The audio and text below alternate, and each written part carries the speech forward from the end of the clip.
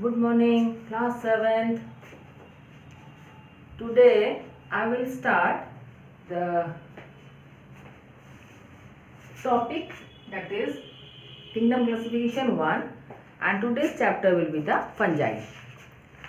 So children, as I told you, fungi is a non-green plant.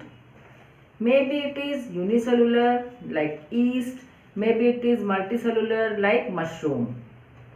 Okay, then if it is non-green, it means they lack chlorophyll, and if they lack chlorophyll, so they cannot prepare their own food. That means they are not autotrophs. If they are not autotroph, the name will be, or they are categorized as the heterotroph. Heterotroph means those who can draw their nourishment from the other organism or other by any other method. So as per nutrition, as they are heterotroph, so according to their nutrition, they are either parasitic, that means they draw their nourishment from the living host, and or they are saprophytic, that means they also can draw their nourishment from the dead and decaying matter. So these are the mode of nutrition found in the fungi because they lack chlorophyll. So maybe they are parasitic in nature, or maybe they are in saprophytic nature. So these are the type of nutrition. So children, first of all I want to tell you that what are the types of fungi. Fungi are mainly of three types. If the body have tubular structures, that means long, thin and tubular in shape, they are known as tubular fungi. Example of tubular fungi is rhizopus. Next one, club shaped. Club shaped, please children, club means gada. That means Hanumanji ka gada. It means upper portion of the body like an umbrella or a solid sphere, may be solid, may be hollow, but like a sphere, and lower to it there should be one handle. So club shaped fungi, those who have this type of structure, they are like mushroom, or the example of club shaped fungi is mushroom. Next one, sac like fungi, or they have only sac like body, so mostly they are unicellular like the yeast. So these are the types of fungi according to your syllabus. Here tubular or thread like fungi, then club shaped fungi, and then sac fungi, that is yeast. So as per your syllabus there is only tubular fungi, that is rhizopus, and this is the structure of rhizopus. Now children, mainly rhizopus is the example of tubular fungi, maybe, but listen children, they are saprophytic in nature. That means they draw their nourishment from the dead and decaying matter. So wherever the food stuff will be rotten or become stale, on that food stuff the rhizopus will grow, and for best example for this, that is rhizopus for the bread mold. Bread mold, that is rhizopus. See, this is the structure of rhizopus. Rhizopus have one horizontal hypha or thread like tubular like structure, which is horizontal, that means parallel to earth or just parallel to the bread piece of bread, or you can say on the bread. First this hypha will grow, that is horizontal, in a horizontal way. This is called as stolon. Maybe it is not in your book, but I have written here stolon. Horizontal hypha is named as stolon. From that horizontal hypha, just like the root grows in the plant, there is also some thin, very thin, capillary like, and acts as a root. They grow towards the food stuff because they have to nourish, they have to draw, or they have to absorb the nourishment. So this is known as the rhizoids. Acts as root found in the plants. They are also having root-like structure known as rhizoids. It is thinner than the roots, and they have the same function to fix the rhizopus on the stale foodstuff, and they have to absorb the nourishment from them. This is rhizoid. Now, they grow getting some distance, or according to the plant, they also grow according to the node, and in between the two nodes there will be the internode.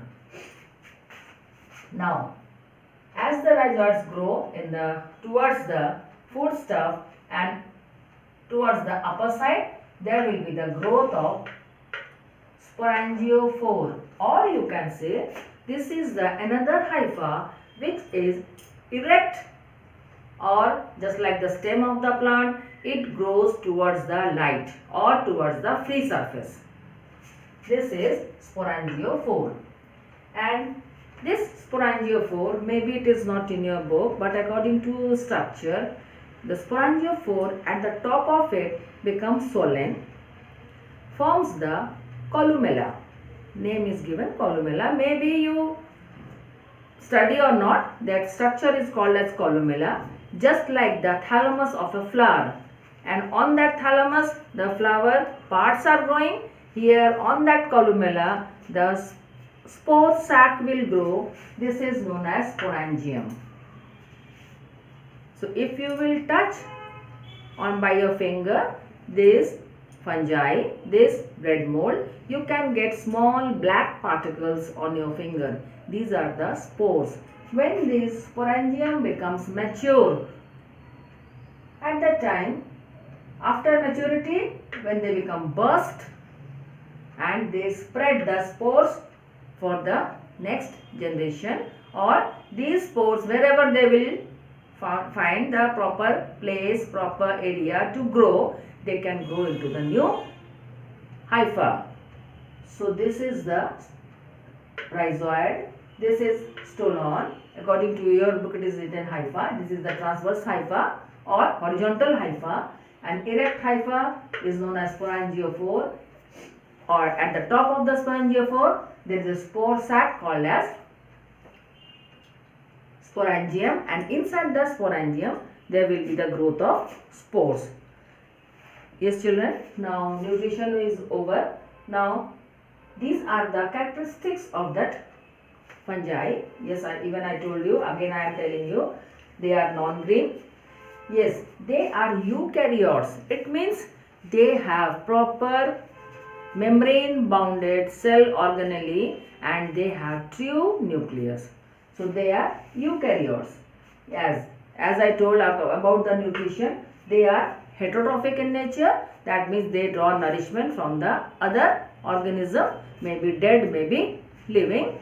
So either they are parasitic or they are saprophytic in nature. Then mass of the hypha, yes children, mass of the hypha, whether it is stolon, that is horizontal, whether it is erect one, that is sporangiophore, all together they will form a network by mixing with each other, and this network is called as mycelium. Even children, you can see when there is presence of fungus on your pickles, then they are looking just like a cottony growth on it. So this is known as the mycelium. And this mycelium, everywhere, wherever they are, maybe there will be the stolon, horizontal hypha, maybe the erect one. All together they will form the mycelium. Next, they have cell wall. Maybe it is not in your book, but very early I told you, scientists first discovered they are the plants because of that cell wall. they have cell wall, but it is not made up of cellulose. So it is made up of chitin. Next one, they are multicellular as well as unicellular. As I told you, unicellular, that is the example yeast, and multicellular just like the mushroom. Both of you have seen it. So these are the types of characters found in the fungi. Now children, about the respiration. Yes, everywhere mushroom or even yeast you can't see, but yeast also, but even other fungi, bread mold, mucor, rhizopus, everyone, they are growing towards the light, towards the upper area. It means they need oxygen for their respiration. So type of respiration is aerobic type. It means it requires oxygen to decompose or to break the glucose and found the energy and release carbon dioxide and water vapor. Everywhere same reaction will be there.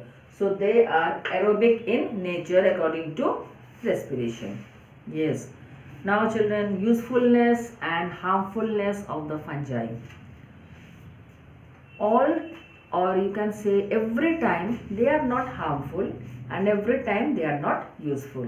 So children, usefulness of the fungi is given in your book, just like yeast. We are using it in dhokla, dosa, idli to prepare or for the fermentation. Yeast is also helpful in the preparation of vitamin B1.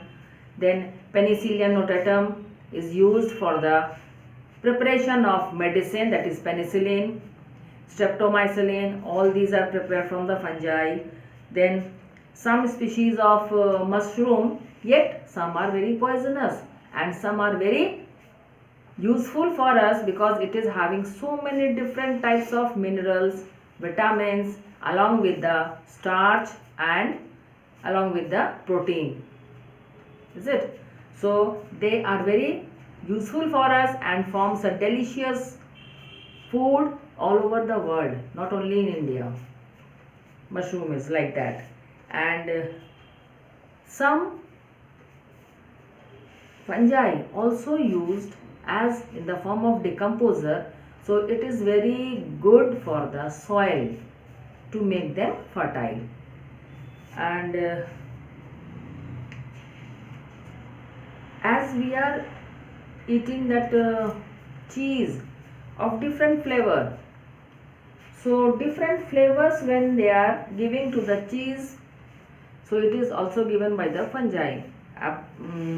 Pineapple flavor, orange flavor, mango flavor, all these things are done by the fungi. And again children, I am coming to the harmfulness of the fungi.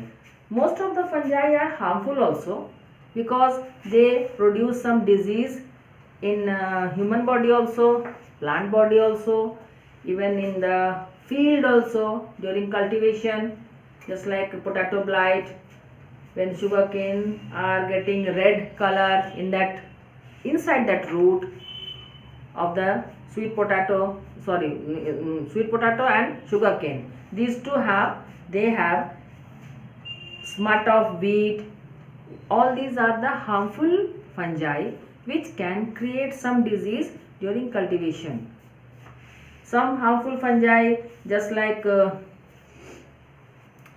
aspergillosis, in your book it is given, we are getting aspergillosis.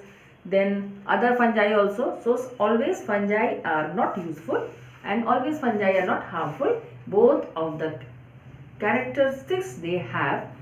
So we have to know of the usefulness and harmfulness of the fungi. So children, for today it is over about the fungi. Now children, God bless you. Thank you.